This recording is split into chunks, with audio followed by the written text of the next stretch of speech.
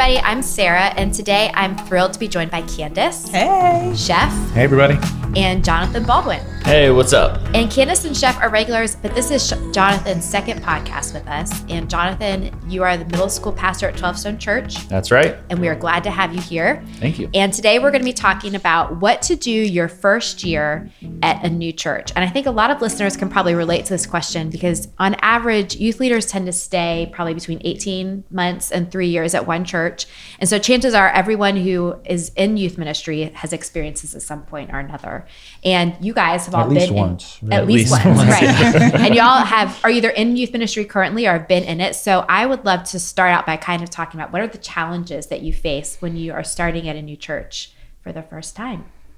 I think the biggest thing is just learning the culture and the context. Yeah. Coming into a new place, you never know what to expect, and churches can be funny. Just to figure out how things work and operate and all that, and the people that you're working with. Yeah. Well, I think churches are funny, not can be funny, I mean, it's any culture. So, you just have to be wise about the fact that you don't know. I mean, you just don't know and be a student of it. And it takes time and conversations and listening more than you speak to try to figure all of that stuff out for sure. Mm. Did anybody have experiences where they did not do this well? Mm. For me, one of the challenges coming into a new church was I typically move at a slower pace, just trying to spend some time learning and really just understanding before I really make any changes. But then some leaders want to see a return on their investment, immediately. We've hired you, now we want to see some things there right away. And it doesn't always work like that. Yeah. And I can't say that in the past I have necessarily been the wisest in using my words and in engaging the pushback in the culture and, going back and forth. And they were pushing back because you wasn't going fast enough. Okay. Wasn't going fast enough. They wanted, they said, I got there 1 month and within 2 months they wanted things to be completely different. Right. And I'm like, no, that's not best practice. Yeah. Well, I think there's something important there because usually I'm helping people walk through that they went too fast. Yeah. Mm-hmm. But then the expectation is things are going to change. And I think often, especially in church world, like what we're working on, these are long-term plays. Mm-hmm. Right. Culture change takes a while. It does. And so when they're looking for change in 3 months, it's kind of like watching these NFL coaches roll in. Yeah. And they're like, what happened? We only won 3 more games. It's like, well, that's what it takes. So next year you're going to win 3 more and you're going to make the playoffs. And this is a 2 to 3 year run. And like you said, the average youth worker is at 18 to 24 months. So we're stuck in this cycle of being new. Yeah. And it's really hard to make lasting change in that cycle. I think that Candace brought up a good point too, the expectations. Like if you go in, you tend to work more, just observe first. Right. But if the expectation of the leadership is for immediate change, that would be good to know ahead of time. Chef, I love what you said about being a student. Like, I think it's going to be really difficult to change something that you don't even know what it is. Yeah. So to come in and take that time to, run what's there already, but study it and learn it before you start just taking a wrecking ball to it. Yeah, that's a great point. So have you guys either experienced this personally or have you seen youth leaders kind of come in and what are the things that they haven't done well, like specific practices that have just kind of backfired and some of the changes they've tried to make or? Well, I talk often to people about small groups because we're huge on small groups, and often somebody who's a fan of Orange or has studied Orange goes into a new church and they go in and they just say, we're just going to do small groups. And I think the mistake they made is they haven't thought about the culture and what that sounds like to a culture who has done Sunday school forever. And I often advise people, I'm like, look, small groups is just a word. Right. How you're going to run them is different. And nobody would argue with, don't you think it'd be better if kids had better relationships with their leaders? Don't you think it would be better if kids had better and longer relationships with each other? Nobody's going to argue with that. Yeah. But when you mess with a word like Sunday school, it's just a mountain not worth. You can do everything you want to do and just call it something else. Right. You know what I mean? Yeah. So just thinking strategically about just how hard I push in certain ways, I think is really important. and how you cast the vision. Yeah. You know, and just being really, really intentional about casting the vision. And, you know, there's a way of being the new person, stepping in and casting a vision of a new way and things being different and, you know, just a fresh perspective, starting something completely different, but without discrediting everything that has been done. Yes. And a lot of times when new people come in, the church might feel like you are discrediting everything that has done, and you're just not honoring their past and their history. And I've seen some leaders step in just overly confident and not really just taking the humble road and being that student that we've talked about. Yeah. And it's through, you know, just being a student and learning the church, learning the community, learning every aspect of it, you know, history, mission, vision, all those things, that you really have a better picture and understanding. And the more interested that people see that you are in their church and their history, then the more people feel like you respect it, and the more people feel as if you are on their team and they want to join you in the next step, and not necessarily they just want to change everything that we've got going on. Right. Well, you have to remember, everything a church does was somebody's decision, and there was a good reason for it. That's a great point. And so when you start just talking and changing without asking some questions, you know, I talk to my coachees all the time. I'm like, look, that's the right direction. That's the right decision. A great leader will ask the right questions so it becomes their idea. You know what I mean? And it's and then you have ownership. Now even the person who made the decision in the past, who probably made it for the right reasons, and at the time it was the right decision. Now they're making decisions and changing their own mind about things, and you're avoiding some of the pitfalls we're talking about, because every church culture is weird. And every church culture has some sacred things you just need to be aware of. And every church culture has somebody related to somebody who works somewhere. Right. And so take your time. Take your time and learn all that. Every church culture has power brokers who aren't necessarily, you know, they're the people that the leaders listen to who aren't necessarily, you know, on the org chart the highest, but they're the most influential. Like you mentioned the Sunday school small groups tension. But I think there's a lot of times churches have Sunday school during Sunday morning service, but youth group is a different time. Like just introducing small groups doesn't mean you're, you know, excommunicating the sacred Sunday school hour. Like you can do both, like and balance it, and maybe have like a medium-sized meeting, you know, on Sunday morning that's Sunday school. It doesn't mean you're just axing something. And show how good it works. You know what I mean? And earn some trust, and then the decisions become... They're still hard. To end anything at a church is nearly impossible. I think that's why you see so many church startups. That's a good point. Is because so many churches are they're just not going to give up some things. And so the only way to do it is to create their own... to just stop and start again. But it seems like, Candace, specifically what you were talking about, a lot of that has to do with kind of the posture of the person coming in, that even if you've got a great idea that you're super confident in, if you're approaching it as kind of like, I know best, and even though this church it can ruin it. It could ruin it. It can destroy it. Yeah. And one of the things that Shep was saying when it comes to having an idea and having someone to think that it's their own idea, that takes maturity.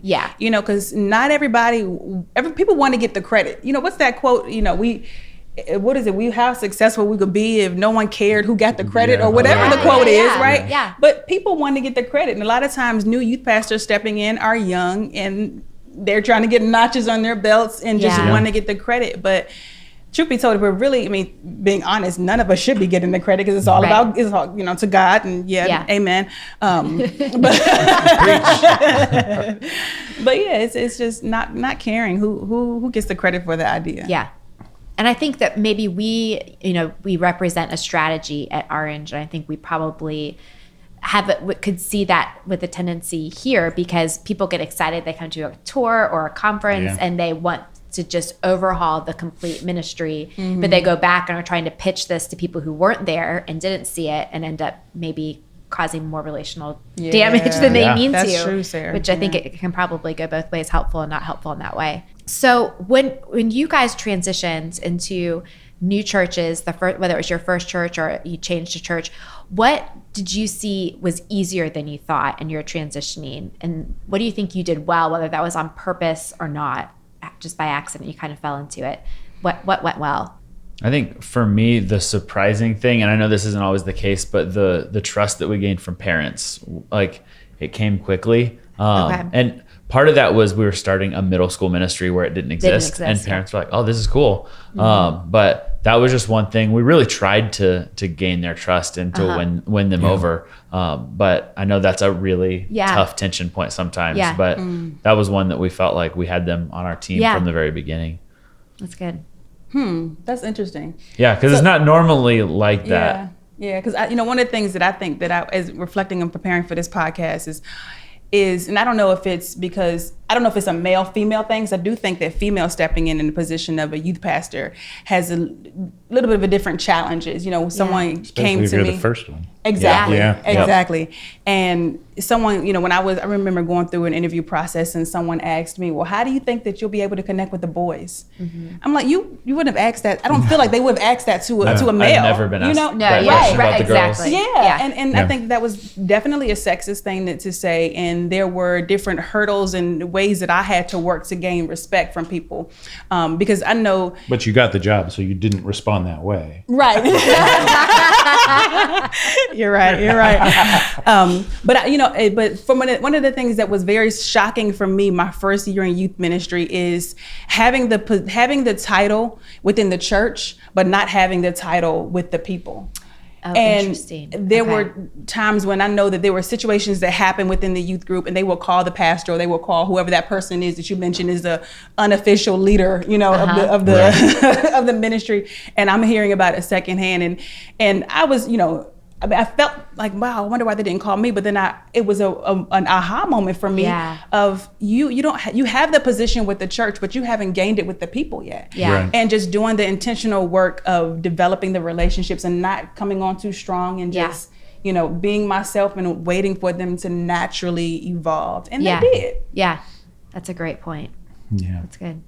I think for me, we do a couple of questions that we share beforehand. This is, we don't rehearse this or anything. But from this question, I was like, that's a really good question. And I think for me, the answer is both people.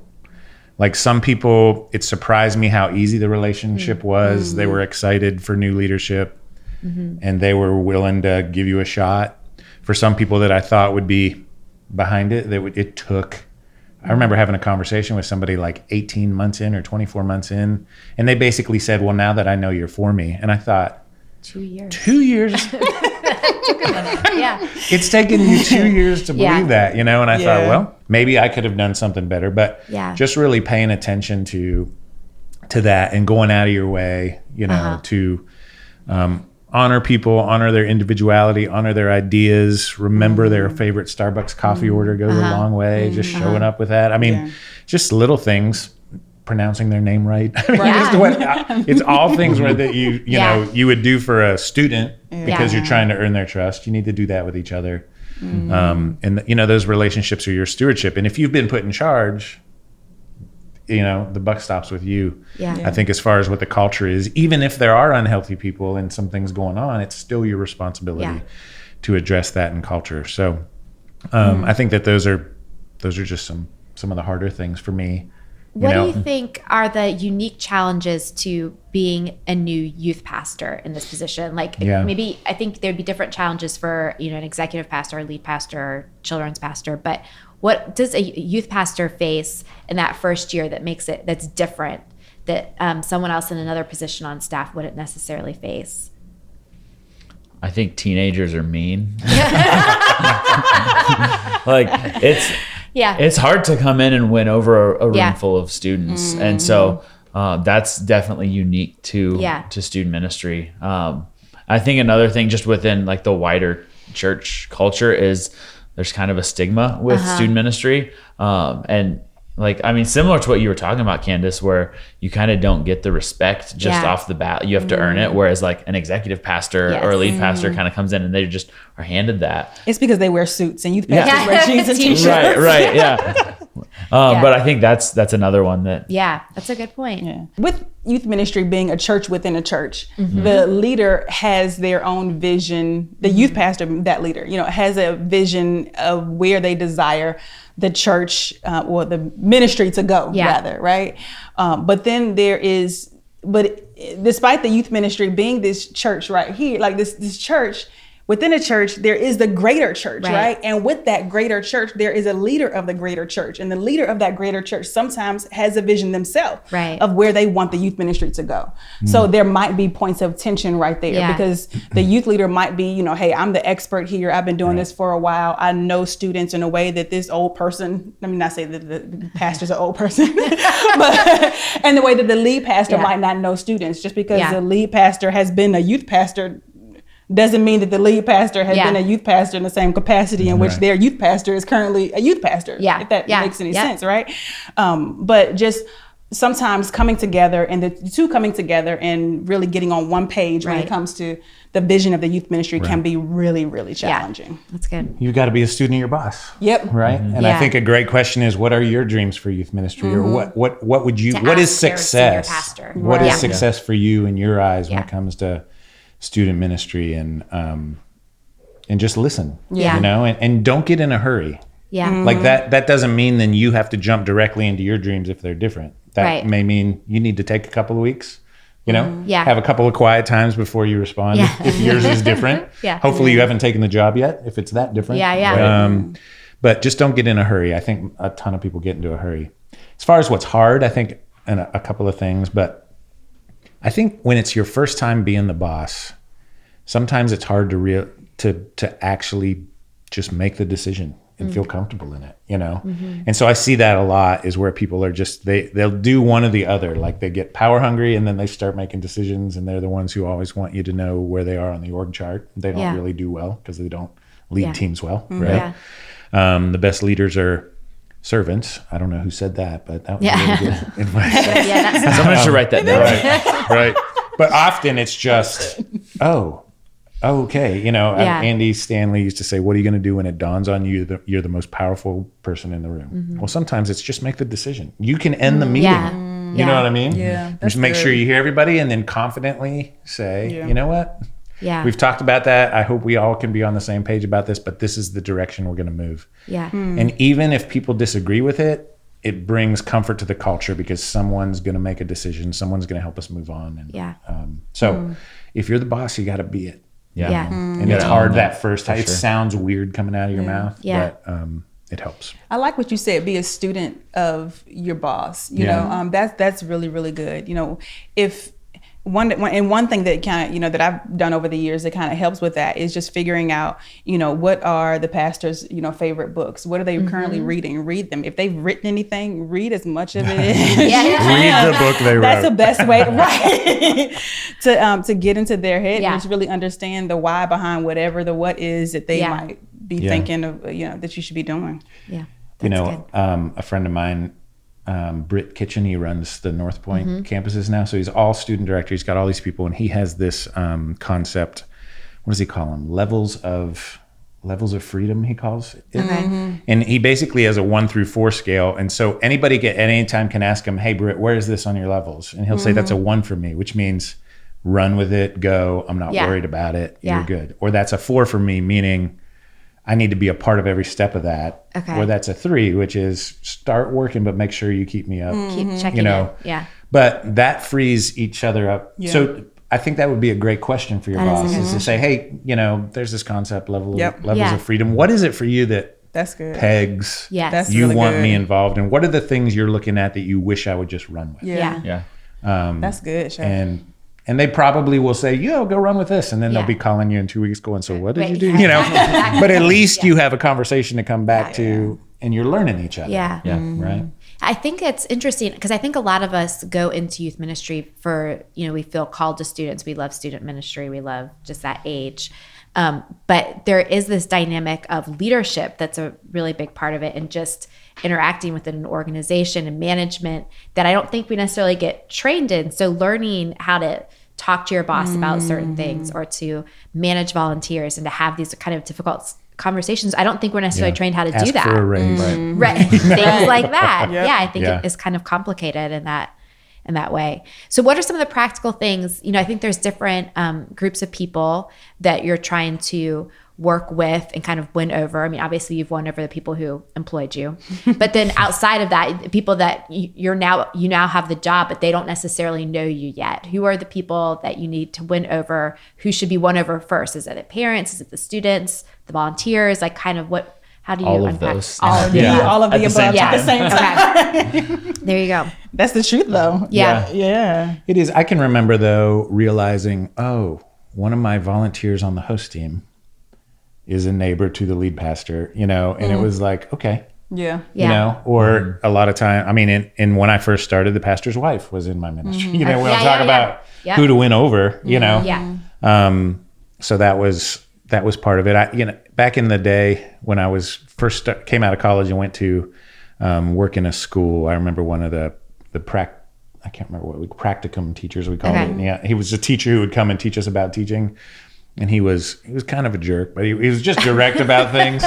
He'd be like, don't smile till Thanksgiving, all these crazy rules, which that's aren't where true. The face came from, the resting chef face. The origin. We know the origin. Yeah, I just never smiled from that point on.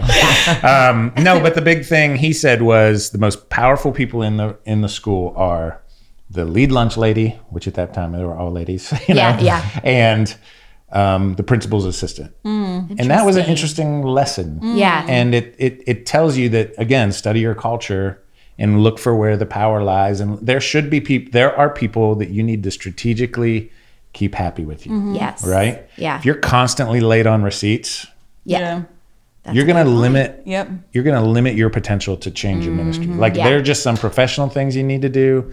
Anytime I would go to Starbucks on the way back, I'd pick up a tea for the receptionist up there, and she would do anything, but, I loved her well, like she's great. But those are the things you need to do to kind of clear the path for your these are future, you never know what's going to hold up a future decision you're trying to make something, or what's going to get in the way. So just constantly looking for ways to do that, having conversations with people, trying to figure out how not to surprise your boss is probably that's a good one. Yeah. Always, keep them apprised or her apprised of what's going on. Yeah. I think if you're, if you've got an established team that's already there, definitely volunteers is, coming in and setting up coffees or lunches or whatever. And just hearing from, don't even go in with strategy. Just say, hey, I want to get to know you. Tell me who you are and what you're about. So getting the volunteers on your team, and then just naturally it's got to be students. You can't come in and change the thing that they love the most. So just asking them questions, getting to know them, but say, hey, what do you love about this ministry? What do you not want to change ever?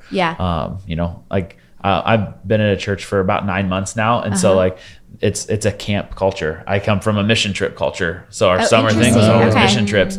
But they love camp, and we just were there last week. It was great. It was awesome. But I would never, right now, I wouldn't think about touching that because that's what everybody loves. Right. Yeah.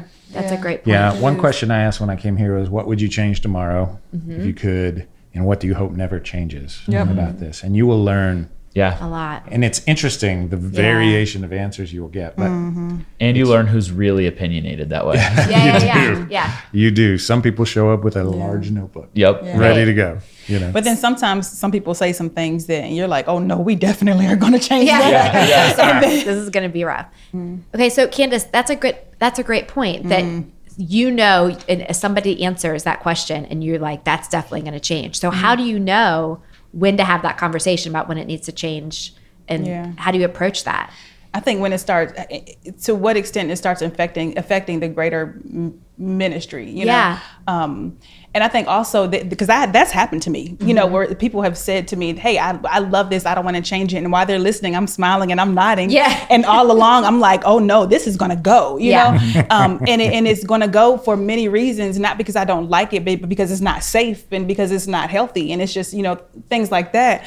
But what I've done is, before making that change, I've had a conversation with them. That's good. Yeah. And I say, hey, I know that this was a sacred cow of yours, but not like that. Not those words, much more gentle. Yes. But no, just letting them know that, that you hurt them, and you value them, and just let them know we have to change this, and this is the reason why. Yeah. Because if you have that conversation and they share that with you, then they think that this thing that is important to them is safe, with this new person who's coming in. And if you in turn change it, then you might lose respect from somebody and never be able to get them back on your team. And that's exactly right. Yeah. Because there's a culture watching you. If it's a change that's that obvious, and there's always somebody holding on, there's more people watching to say, is this new leader going to make the tough decision? Is this leader going to be the person? And that's actually, even though there's a little bit of whitewater there between you and a couple of people, it's actually smoothing the water out with a bigger group, because they're going, okay, this is somebody I can follow that will make the tough decisions, and you're not apologizing, because every single one of those people is going to disagree with you at some point. If nobody disagrees with you, you are not leading. No, you're a nine on the You are waiting. That's right. You're waiting for everybody to get it. That's not leading. That's babysitting. I don't know what that is. But it's what I see a lot in churches, and it's why churches languish in these, just death circles. I think the word gentle is super important. When someone has something that they're just super passionate about, just care for them well as you propose change there. But if there's a way to redirect them and give them another area to serve in, or whatever that looks like, give them something to own. They can kind of take the place for that, and it might ease the blow to say, hey, we're getting rid of your favorite thing, but here's this. And helping them and having them to be a part of coming up with what the replacement will be. What are some ideas? The process. For sure. Yeah, definitely. You and I were having a conversation last week about shrewd. Shrewd and gentle, or wise and gentle, wise as serpents, gentle as doves. And that's what we're talking about here. Like, you've thought through the approach with the person. You're going to do it gently, but you're going to be firm. You're not going to waffle. You don't want to go into a decision and put your foot down when you're half sure, because you're going to change your mind. And that's going to send a message to the culture. Don't hurry. It's probably my biggest piece of advice in these. It's been that way for 9 years. Giving it 2 more days or the weekend to let me just make this decision and let it sit with myself for 3 or 4 days.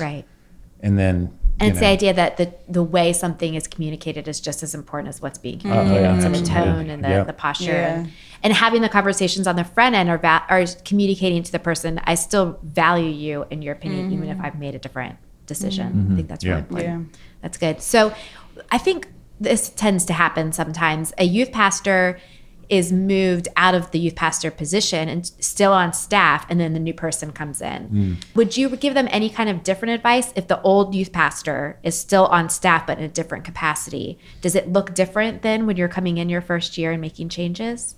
I think one of the things that that I wrote down that was really important to me is honor the person before you. I think that's probably more important if they're on staff. I had a situation similar at my previous church where we worked in student ministry together for 5 years, and then he transitioned to a different thing, and there were some things that he built and created that I wanted to honor him in, but he also was very gracious and said, hey, it's yours, change what you need to change. But he was still there, and his kids were in our ministry, so it's just important to honor that person even when they're gone. That's a great point. That's really good. When I went from assistant principal to principal. The principal I worked for became a teacher back then. So interesting. Not only was she still there, but now she reported to me. And did it change anything? Yeah, it changed a whole lot. It was really difficult. And I would just recommend that you think through if you're going to make a decision. Again, I was changing things that she had put into place. So those were personal to her. And to realize that and make sure they weren't surprises to her. And all that. And then, it was just hard because you're only 50% responsible for that relationship, right? And if the other person's not doing well, you have to remember that. I can't take all the responsibility on that this relationship works. And at the end of the day, if it doesn't work, I'm the boss. And if it's hurting the culture, I might have to make some hard decisions. And that's tough. It's just tough. But that's leadership as well. It's the same way with the volunteer conversation and changing stuff. If somebody is going to be hindering the culture you're trying to build, maybe that's not the worst person to lose from your team. It's a hard conversation still, but and I might say even someone needs to go. This sounds really you know harsh. what? And so I'm glad you mentioned that. So because I had always traditionally been taught, if if you are the former, I'm just going to speak in youth ministry terms here, but the former youth pastor needs to really, really step out of the way in order for the new youth pastor to come in. And I believe that, I do think that the new youth pastor coming in needs to be able to, develop their own relationships and their own way of doing things, and, implement their vision and their plan and all that kind of stuff. My last church, the youth pastor who preceded me left 6 months prior to me coming on staff. Okay. However, shortly after me getting there, he began attending the church with his family. Oh. And he was preaching at the church. He was facilitating worship, actively, involved in the church. But it was okay because we had a great relationship. I would call him and bounce ideas off of him. He was a part of different youth things in the area, and he would invite me to be a part of them. And I realized that whenever he walked in, he had to walk through the youth room to get his son out of the kids' room. The students always ran up to him and, gave him, love and showed him a lot of love. And I love that, right? Yeah. Because for me, it showed me the same way that they love him that much, they can in turn love me too. But then I think it also taught me that it really is a village and a community of people that need to come around a student.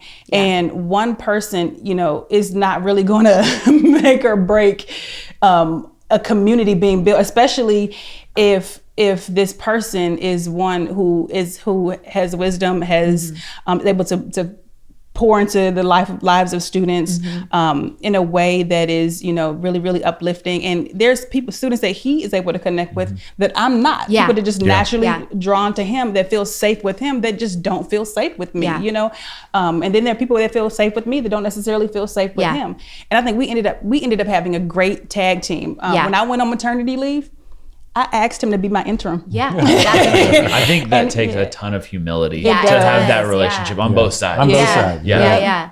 Because he was okay with letting you be point. He was. And probably directed people back to you. And, lots of people are out there having the opposite, where someone's holding on that's too like tight. an ideal situation. It was really good. Yeah. I literally just texted him 2 nights ago, just saying, hey, just thinking about you, how you doing? I was gonna say, I texted the guy I worked with. Yeah, often. And I think part of it too is not feeling threatened by he not feeling threatened by you, and vice versa. You're not feeling threatened by the relationship that he had created with these other students. Right. Like that's not always the case. No, it's not. When I first started with at the church, before I even moved back to Atlanta, I called him and we talked on the phone for probably about an hour and a half. And I just talked to him about just a ton of questions about the ministry, what it is that they had done, what his plans were, what his vision was, what were the things that he was working to implement, things like that. And I think with me reaching out to him and then keeping that door open as I entered in, it placed our relationship in a different, start off in a different place. For sure. That's good. I think that you talking about humility is important because I think all of this starts with like your own faith and your own work that you're doing on yourself, right? Yeah. Because it's going to be a tough job. Yeah. And it's going to push you in a lot of ways.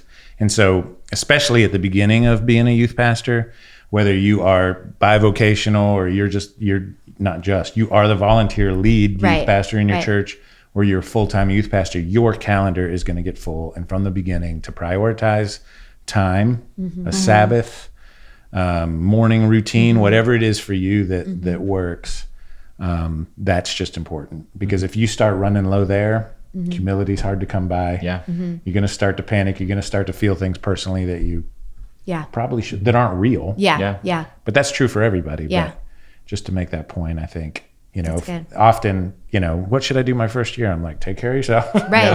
Yeah. Go meet everybody you can. Start recruiting volunteers. That's what. Okay, so let's look at that really practically. That if you've got a block of that first year, and we could break it down into sort of quarters, like what are the things that need to happen immediately? It's like Chef, you're saying, build in time for yourself, for rest, for Sabbath. Yeah. And what are the things that should be pushed off or that could wait a little bit longer in that first year of transition? I think initially take the 90-day plan that you wrote when you were interviewing and throw it away. I'm kidding. But no, I think that whole self piece is taking care of yourself is important. I think it's very essential to establish boundaries early on. The boundaries are there. I don't even really have any more words. They are just so important, because how you navigate when you're excited and you're fresh and you're first starting this job, and the things that you allow, and you permit, people will continue to do when you are right. That's right. Yeah, and you're gonna pick up your phone. Yes. That's right. But I think maybe in the first 90 days, you go ahead and set what you think's going to work, but pay attention and see if it's continuing to work, and adjust, still keeping your time private. It just might, or not private, but making it one of the most important things you do. But you may have to adjust the when and the how certain things happen, just based on the realities of the job. But I think it's important too. I think there's a lot of stuff that happens that you're required to do kind of out of typical office hours in youth ministry. And I think if you are a single youth pastor, that probably is even more of a challenge, and maybe your boundaries aren't respected as much. So even being that much more diligent if you aren't married and don't have a family, to kind of respect those lines as well.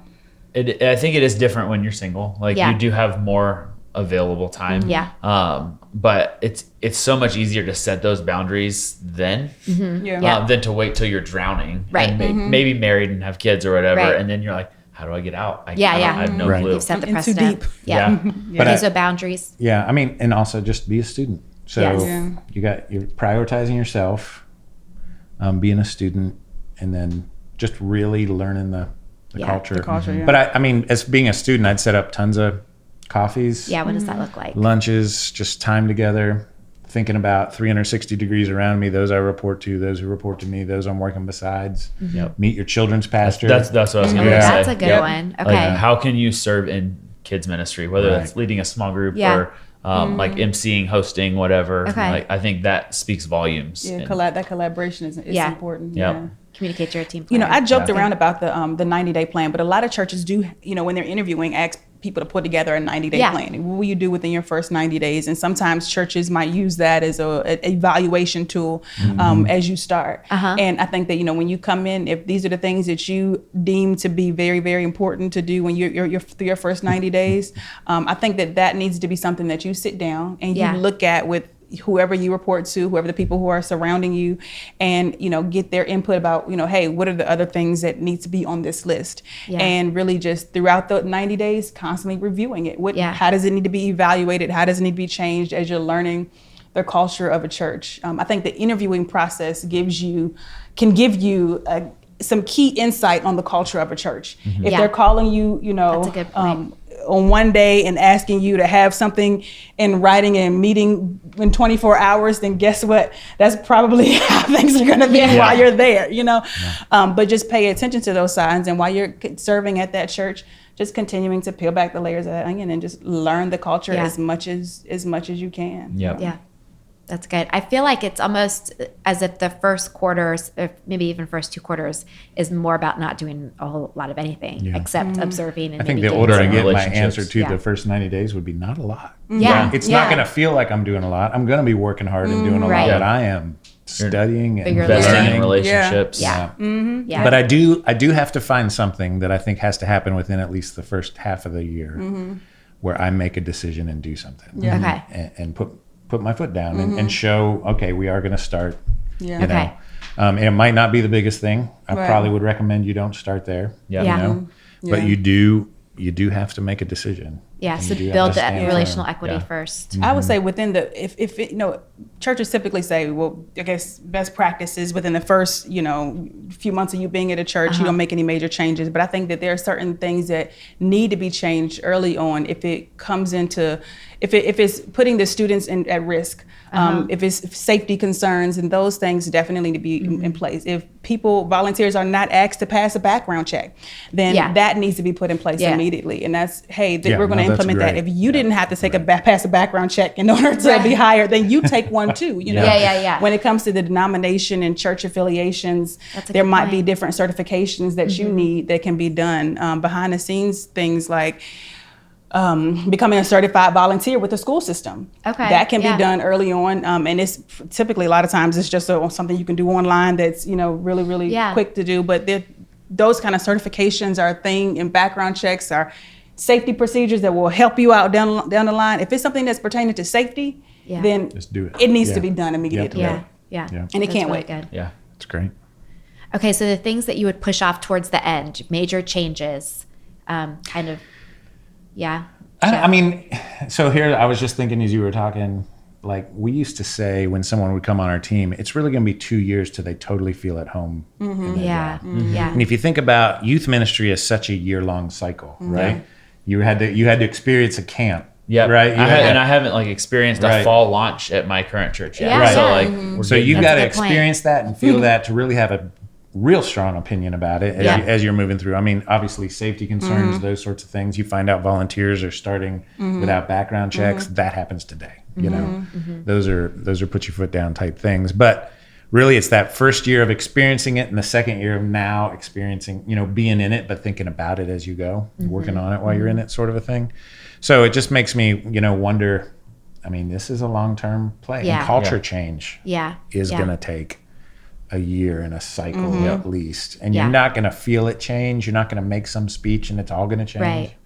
Some things will change. You're going to notice a change when you're doing the right things. So it's really about playing the long game. I think it is. I mean, to me, the more I think about it, I think the power's in the little things. The little changes that you make are going to be subtle, but they're going to be noticeable over time. Yeah. And then it's not going to feel a lot to people, but it's going to make a big deal later on. Yeah. And that's frustrating because as a young new leader, I want to just change it and I want to, be recognized for it tomorrow. And I've felt all of those feelings. But the thing you're going to be proud of looking back at your ministry are going to be the things that you put in place, and they're the little things that added up over time. Okay, so that all this is in an ideal world, like if you could lay out a plan for somebody. But let's say somebody's listening who they're listening to this 2 months too late. So they came in and they were like guns blazing, like just changed everything, or they weren't a student, right away, or whatever it was. What would you recommend they do if they haven't exactly followed this plan and maybe have some correcting to do? Apologize. I was go on the apology tour. Start with apology. Okay. Yeah. Apologize. I would say just maybe even reaching out to the people, the church, or however your volunteer structure, student ministry structure is set up, and calling a meeting and just saying apologizing. And just saying I moved too soon. I made some mistakes. I'm still trying to learn this thing, and I just want you all to continue to stay, so continue to support me. And you're apologizing for the way, not necessarily the decision. That's good. Right? Because it could be the right decision. That, I'm sorry that it's going to take me 2 years longer than it should have because I didn't go about this the right way. But I'm sorry how I came off. I was proud. I think having a conversation with your boss before a public apology would be good. Then they're not getting emails from parents saying, my kid said that your youth pastor apologized for a bunch of stuff. I don't know what's going on. No, that's good. That's true. That's true. a good point. That's true. That's a good point. So does that mean, do you think if that's the case, if they kind of went in too quickly, does that maybe extend that timeline for them? Do you think they should hold off on making bigger changes because they've got some like reconstruction work to do with the relationships? Does that change how they handle that? Potentially. Yeah. Well, it's the long game. Yeah. So though it feels like I've really put something off, if you did it right, it was probably going to take you a couple of years anyway. And so maybe it's going to take you, it's not going to be as bad as it seems in the moment. Right. It's going to be those small changes that really are the big thing at the end of the day. So if you're thinking long game, it's not near as painful. Yeah. It's not like you've ruined it forever. So, or maybe you have. I think if and you need to go start again. I mean, that happens too. Like sometimes you've burnt bridges. And there's no building them. Yeah. And sometimes you just got to say, I need to start again and get myself healthier and see if I can do this better. That's good. But the good news is there's lots of movement in youth ministry. If the public apology kind of thing is the route you go, I think that could even like kind of spark some excitement from your students and your leaders. Like, oh, this person's humble. Like they're willing to like admit when they're wrong, and that may win them over. That's what I was thinking. Because it says a lot about you if you're willing to recognize your faults, your flaws, and acknowledge them publicly. And invite people to be a part of the reconciliation process. Don't double down. Yeah. That's good. And you are under authority. You work for that church and you are under biblical authority. And so even though you might have the right decisions, it shows a mature Christian to be under that authority and try to change things the right way. Not just to sneak them through or, force them through or, cheat them through. Yeah, which is interesting because you've been making the point that, but you're also like the leader and to make the decision. So I feel like so much of it is learning that tension. It is. And managing the tension and also acquiring a sense of self-awareness and kind of where you fit in these relationships. Yeah. I've had bosses that want me to agree with every decision, even when I disagree. Okay. And so that's been a moment that I've tried to learn to navigate. And the older I get, the more comfortable I am saying, it's not the decision I would make, but I'm a man under authority. Yeah. It's, this is your organization or, and I'm good with that. I can support that, unless it's, I've not had it yet where somebody's trying to get me to do something that's just wrong. Right. It's just a difference in decision. And I'm modeling for what I hope, how people respond to my leadership as well in that moment. And again, that's a faith thing. If you can't do that, if you can't be somebody under authority, that's, I'm not sure you should be in charge. Well, I think it's also making the decision, what are the hills worth dying on for you? Like, are you 100%. Just going to, because you're the leader, put your foot, just disagree because you can? Right. Or, or what are the things that are like, no, I'm really willing to fight for or this. Every time somebody doesn't agree with you, it feels like disrespect. Yes. You probably have work to do. Right. That's good. In your quiet time. Yeah. That's really good. Okay, so as we kind of wrap up, Jonathan, I want to talk to you specifically because you're living this right now. Yeah. So you mentioned that you have been on staff for 9 months in your position.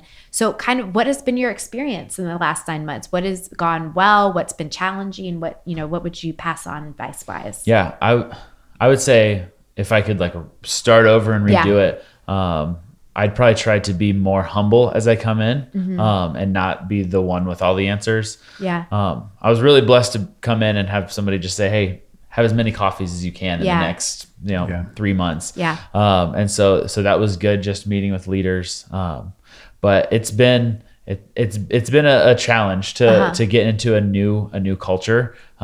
A new area of the country. I mean, just everything is so different and so new. Where did you come from? I came from Indiana. Okay. So you didn't know you needed a college football team necessarily? I mean, I come from God's country, Notre Dame.